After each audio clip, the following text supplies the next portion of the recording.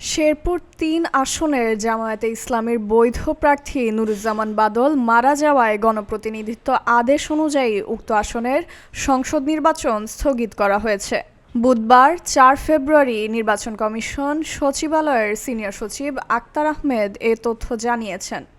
জাতীয় সংসদ নির্বাচনের আগে কোনো প্রার্থীর মৃত্যু হলে সংশ্লিষ্ট আসনের নির্বাচনী কার্যক্রম স্থগিত বা বাতিল করার বিষয়ে বাংলাদেশের আইনের সুনির্দিষ্ট বিধান রয়েছে। এর আগে মঙ্গলবার ৩ ফেব্রুয়ারি নুরুজ্জামান বাদল ইন্তিকাল করেন। এক ফেসবুক পোস্টে নিশ্চিত করেছে জামায়াতে ইসলামী।